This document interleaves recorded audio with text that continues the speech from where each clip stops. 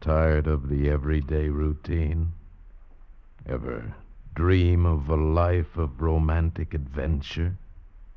Want to get away from it all? We offer you Escape. Designed to free you from the four walls of today for a half hour of high adventure. Escape. Brought to you by the Richfield Oil Corporation of New York and the independent marketers of Richfield gasolines, motor oils, and other petroleum products. Look for the Richfield Eagle on the cream and blue pumps.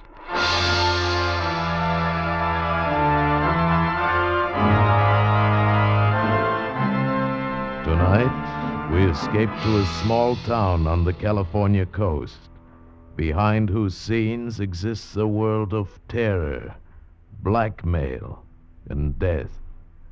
As H.V. Dixon tells it in his exciting new novel, Something for Nothing.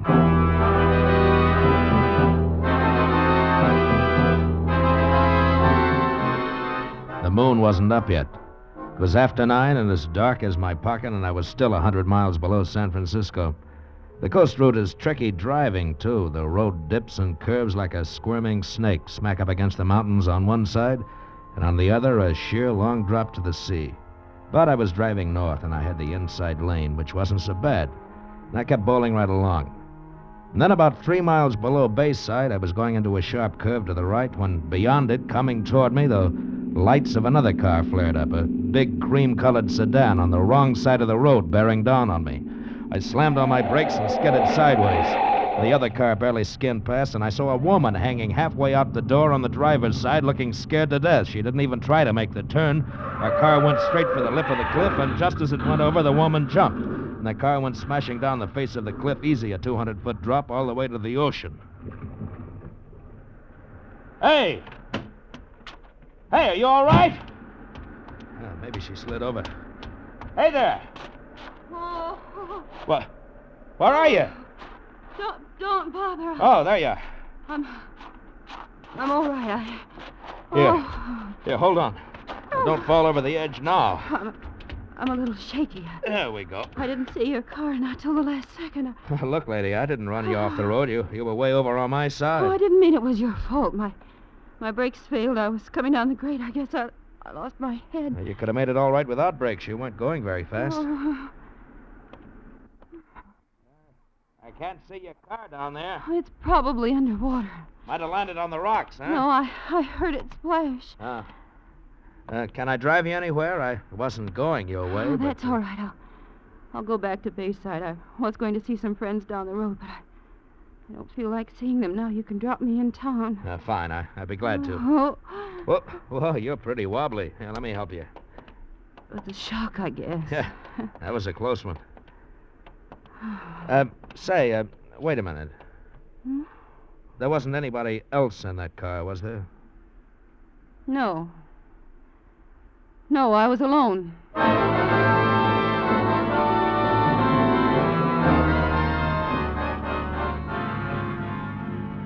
You live in Bayside? Yes. I might stop off there tonight, overnight. Well, you couldn't possibly find a room tonight. The tourist season started. Well, I might find something in a motel. Oh, I'm somewhere. sure everything's full up, and it's easy driving beyond Bayside. No more mountains if you're going to San Francisco. Yeah, that's where I'm going. Do you live in San Francisco? Oh, I did when I was a kid. Lately, I've been living in L.A. I've been working in pictures. Oh. For a while, I thought I'd be another Clark Gable or a Robert Taylor or something. Every agent in town was after me, but you know how it is. It didn't pan out. Why not? You're handsome. Oh, sure. Too handsome. I photographed too slick. I saw I'd never be anything but third rate, so I got out. Yes, I suppose that's sensible. Well, welcome Bayside city limits. Now, where do I take you? Straight ahead. Huh? This is Surf Avenue. It'll take you through to the main highway. Well, where do you live? Oh, you don't have to take me there. Stop here. Well, why here? I'm going to the police station to report the accident. Well, don't you want me to go along and be a witness? Oh, no, I'm sure that isn't necessary. Have a nice trip to San Francisco. Thanks. You are going right through, aren't you? Well, I guess so. Well, you'll be there in 2 hours. Yes, I know. Yes, well, thanks again, and goodbye. The There was something funny about that dame. Something was worrying her besides that accident. The way she acted toward me, for instance. All she cared about was getting me out of town fast.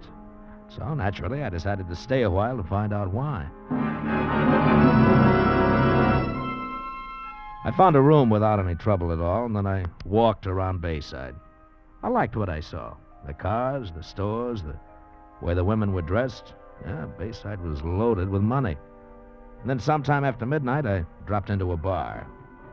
One of the customers was yawking away to the bartender. I ordered scotch over ice and listened in. She phoned the station about an hour ago and said Frank wasn't the type to go somewhere and not let her know. That was the customer, a big moon-faced man with a red neck who had cop written all over him. Didn't sooner or later bust loose. What do you know? Frank's gone off on him then. Well, I told her we'd check around. Hey, she say Frank was driving that cream-colored job of his? My heart jumped like a hooked trout. He sure can't disappear far in that car. It was hard to keep the excitement out of my voice. Pardon me, but what color car did you say? Huh? Well, I just drove in from L.A., and I passed a cream-colored sedan a few miles back. You couldn't miss this one. Darndest color you ever saw. Huh? The ornament on the hood is a big pair of dice. Well, the one I saw, a woman was driving. No, Frank never lets anyone drive his car. Well, Gassner doesn't know how to drive, does she? Oh, sure she does, Chief. She just got a new convertible, only, she doesn't go out much. Doesn't drink, doesn't wear makeup, doesn't do anything much, and she sure is a mousy woman. She went to bed tonight at 9 o'clock on a Saturday night. Tell me, who is this Gassner? Well, he owns this bar, a couple of restaurants, and he owns a Domino Cottage. He calls it a dude ranch, but it's really a gambling house. Oh, an important man, huh? Yeah, he is. And he isn't. He's got money, but a gambler doesn't rate with the local snobs. Oh, Bayside's one of those towns. Cream de la cream, mister. Some of the oldest families in California live here. So money doesn't count. Not without a pedigree, mister. It sure don't.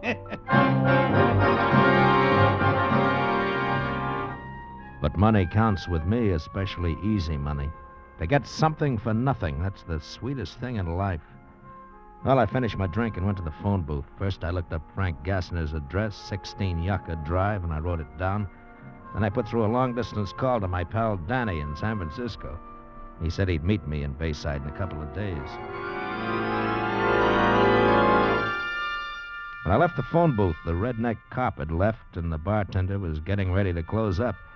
I decided not to wait till morning to drop in at 16 Yucca Drive, so I paid the bartender and was halfway through the door when... Mr. Devon! It jarred me having somebody know my name in that town that particular night. I turned around fast. Gil Devon. What? What's your hurry, Gil? Don't you want to buy me a drink? I don't know you from Adam, baby. Well, I know you. I know your name, rank, and serial number. Oh, I dropped that identification bracelet again, huh? In the phone booth. I went in right after you. Here you are. Thank you. The catch keeps coming open all the time. You ought to have it fixed. Yeah, I guess so. But every time I lose it, it gets back to me somehow. Well, how about my reward? Oh? Like what? We could start with a drink. Well, I'm sorry. I'd love to, but I've got a date. That hardly comes as a surprise with shoulders like yours. Now, what does she have that I don't have? Only one thing, sweetheart, and it's not beauty. But what she has, there's no substitute for.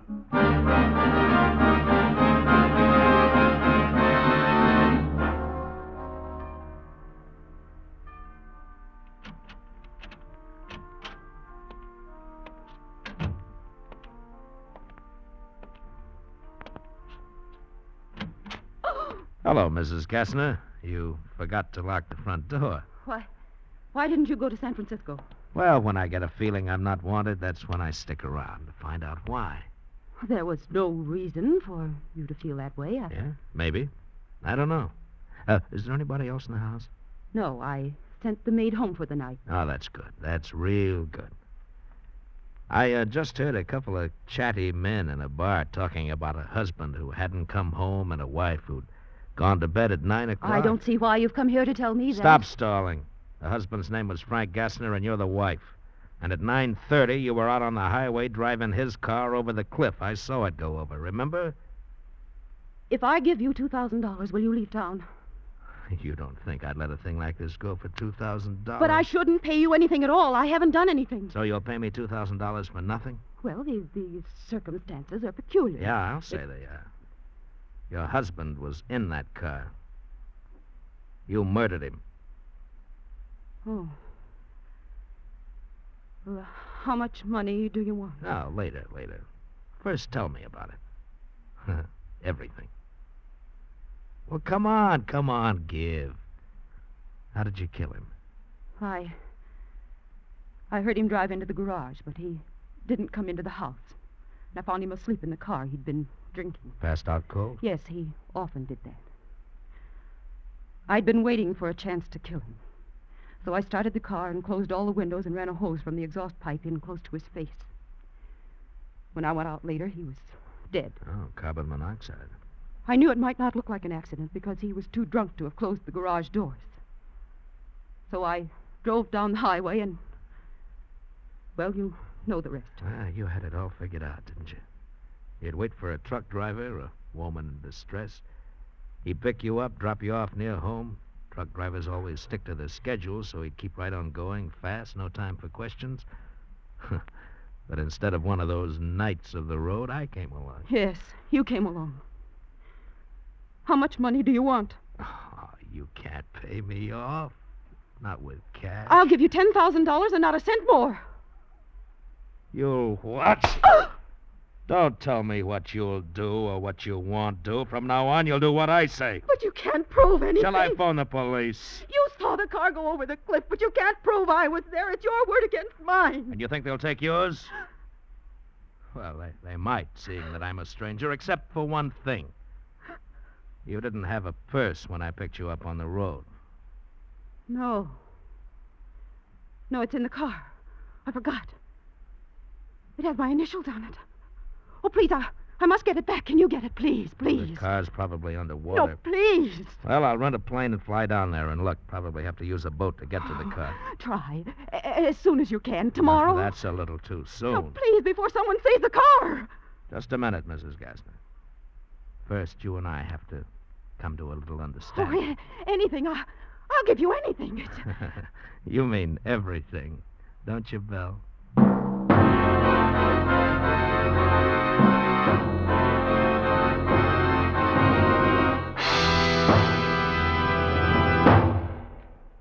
What is xylene? A petroleum chemist will tell you that xylene is one of the highest octane components of gasoline known to science.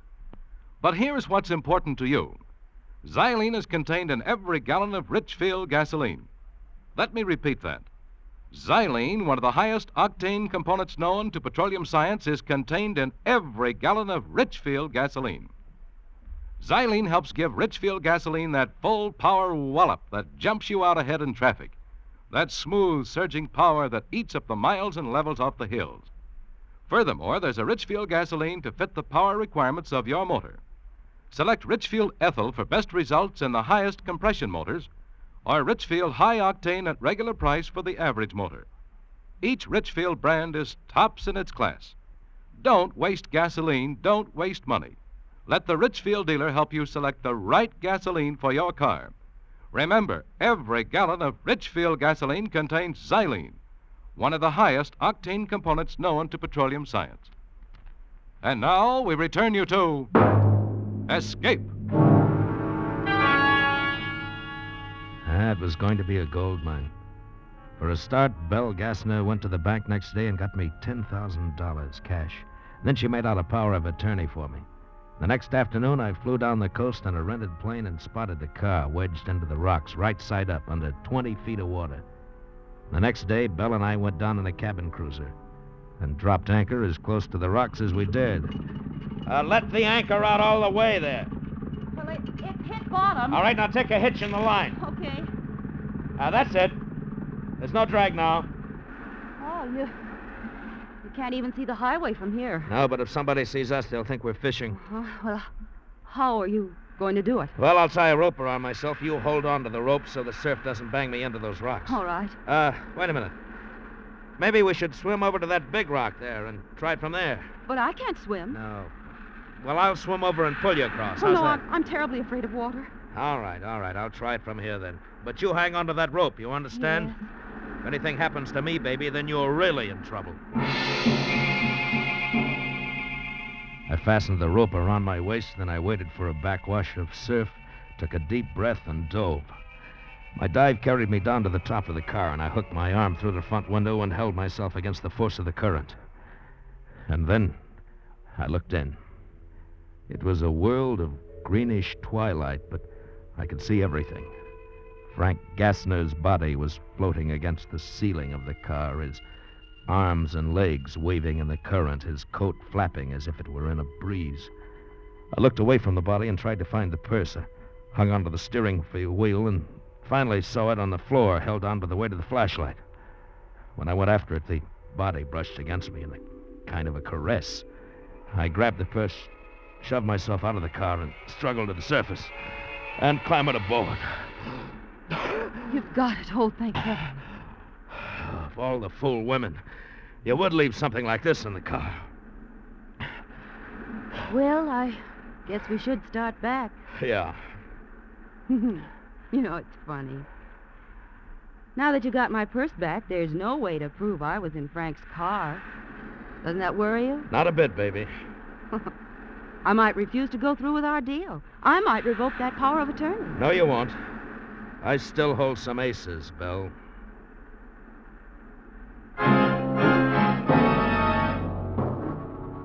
That night I started playing those aces. Belle Gassner had never known a man like me, only a husband that she'd hated. All I had to do was make one move, and she fell as hard as any of the rest of them. And having her crazy about me was the best way to keep her in line, better than any threats. I didn't have to worry about Belle Gassner. Not anymore. And now I had the world by the tail on a downhill pull. When I got back to the Bayview Lodge later that night, Danny was waiting for me. So? What's the pitch, Gil? Ever hear of a character named Frank Gassner? Yeah, sure. Had a place in Reno once. Last I heard, he had a gambling joint here. Why, you working for him? No, his wife. Huh? Gassner's missing. He took a powder, met with an accident nobody knows yet. So she's appointed me manager of the whole works with power of attorney. I want you to front for me, Danny. Why do you want to front? Well, I don't want to be known as a gambler. This is my big chance to live first class. I want everything that goes with it. Maybe I'll even join the racket club. Go social. Yeah, you always did have big ideas, Gil. How long is this going to last? Well, long enough. Well, suppose this Gassner shows up someday. He won't. Now, wait a minute, Danny. My hands are clean. I didn't do him, and I know what happened to him, but I'm the only one who knows. Yeah. Yeah, sure, Gil. Okay, I'll play along.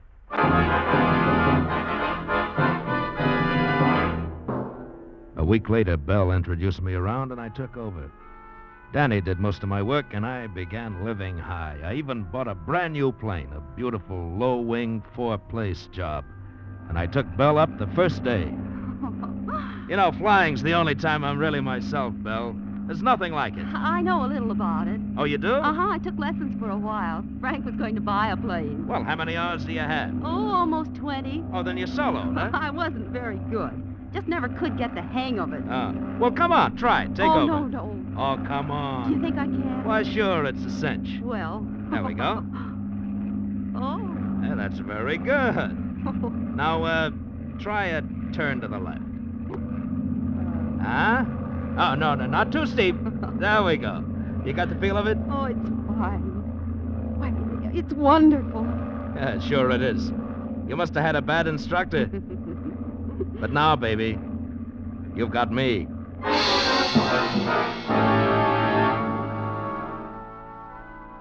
The money began rolling in. I bought a bachelor house on the beach. I joined the racket club. It seemed like there was no end to the good things I'd heard about and never known. Yet, slowly, little by little, a sour note crept in. Belle began to get on my nerves. She was so possessive, I began to hate the sight of her. Now, one night at the racket club, she was dancing with someone, and I was having a drink at the bar. Hello there, Gil Devon. What? Well, Hello. I just knew those shoulders went with that handsome face. Are you tied up tonight, or can you buy me that drink? Sure I can.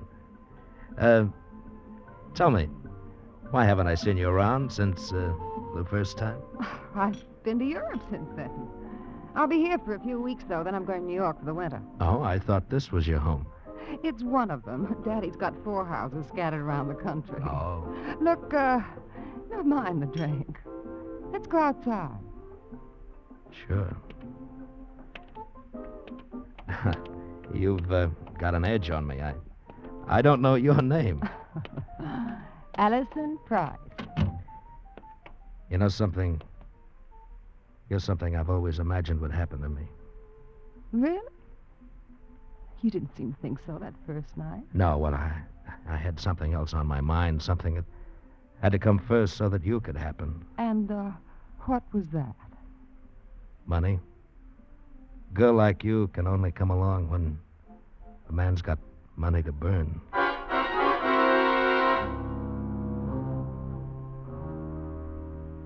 And on the way home that night, I was in real trouble. Where were you? I saw you leave with Allison Price. I told you, Belle, we were outside talking. I warn you, Gil. If you ever think of leaving me, I'll go to the police and tell them we both killed Frank, and I mean it, Gil. Oh, calm down, Belle. I'm not interested in that Price girl. Are you sure? Why, sure. As soon as you're legally a widow, we'll get married. That's a promise, Belle. I felt like a steel trap had closed on me. That Belle was dangerous. She had to be handled right. I planned everything down to the last detail and then waited until one night pretty late. Yeah, Gil, they found him. what are you talking about? Found who? Gassner. Gassner's body's been found. The car's down the road a ways at the bottom of a cliff. Somebody spotted it from the air. It must have been an accident. Yeah. Look, should I call Mrs. Gassner? Chief Arnold's not going to tell her till he's poked around. No, Danny. I'll call her. Thanks for letting me know.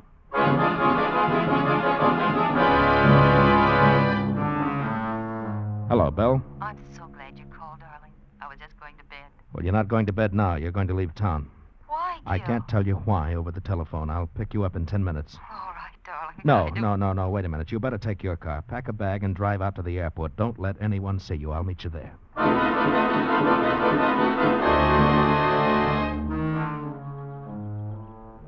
They found Frank last night. Danny called. Oh, is that all? Well, what a relief. I couldn't imagine Wait a why minute, you'd... Belle. Danny says that Arnold's already figured out from the wreckage that Gassner wasn't driving the car. That doesn't mean they'll suspect me. And the autopsy shows that he was dead a long time before the car went over the cliff. They know it was carbon monoxide.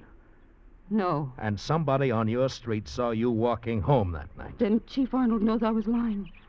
Oh, what'll I do? That's why I asked you to meet me out here. You can take my plane. But I'm no pilot, Gil. You can do it, dear. You can fly up the coast past Frisco across the state line to Medford, Oregon. Oh, what shall I do there? Stay there. You'll be out of the state. Then when I straighten things out, you can come back. But I can't do... It's the only thing you do, Belle. Now, trust me, darling. It was barely dawn, and there wasn't a soul around. Belle stayed in her car while I got the plane ready. I rolled it out of the hangar and parked it just over a water drain, and then I opened the valves to the gasoline tanks and let almost all of it drain out, so she'd have only enough fuel for 15 minutes of flight. I rolled the plane out on the runway and got it warmed up, and then Belle ran across, and I helped her climb in. Now, just follow this course I've marked, dear. Yes? Stay over the ocean at least an hour. Why, Gil? Well, I don't want you spotted. It's safer that way. oh. This engine runs like a wristwatch. All right, darling. Oh, Gil. Oh, you're okay, honey. Don't worry about it. Now, depend on me. Now, I don't hate- start crying, dear. You have to get out of here. Gil. Goodbye, darling.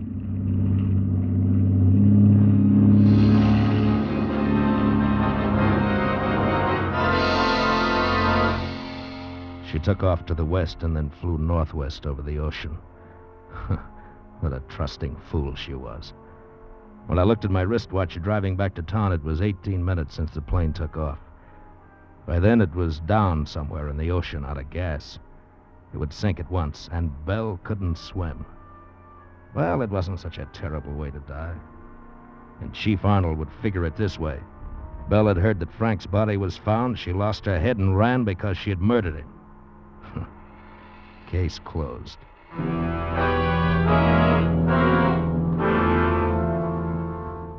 It was a nice day.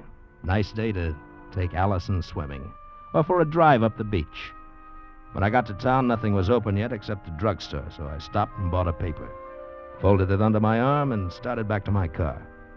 And then I spotted Chief Arnold coming toward me, grinning like an ape.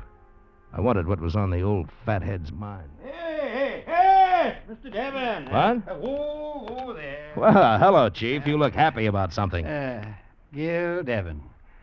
I arrest you for the murder of Frank Gassner. What? Are you nuts? What gives you the idea that I had anything... Ever seen this before, Devon? Sure. That's my Army identification bracelet. I haven't seen it for weeks. I'm always losing it. Well, it's handy for us cops that you do. This time you lost it in Frank Gassner's car. Say, isn't that Allison Price? Well, I'll be darned. She's got under your skin, too. Shut up. Shut up, you flat-foot. Gil! Come here. I want to talk to you. Oh, beautiful girl. And so near. So near. And yet so far.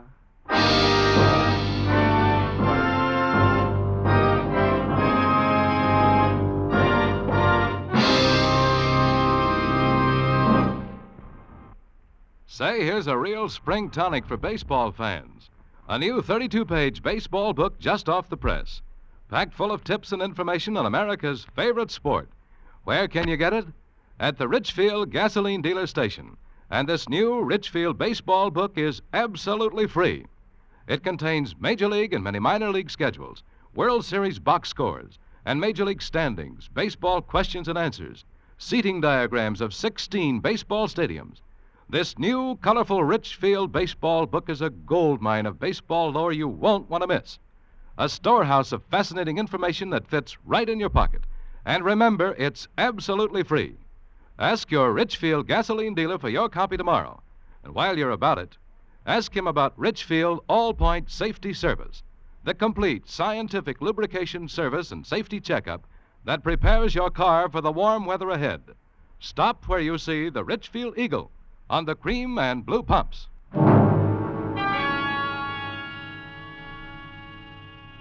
Escape is produced and directed by William N. Robeson and has tonight presented Something for Nothing by H.V. Dixon, adapted for radio by Sylvia Richards.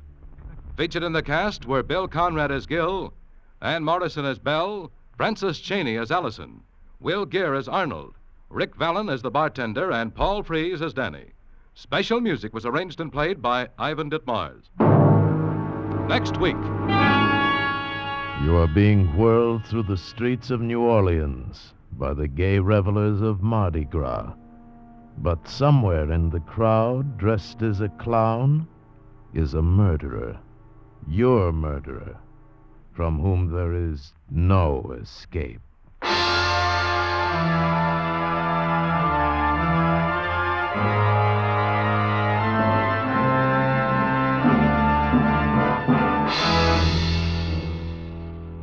Next week at this time, the Richfield Oil Corporation of New York invites you to escape with the story of a man caught up in the night of terror through his complete innocence, as John and Gwen Bagney tell it in their exciting story, The Man Who Stole the Bible. Be listening. Goodbye, then, until this same time next week when once again we offer you Escape. I'm Hanlon speaking. This is CBS, the Columbia Broadcasting System.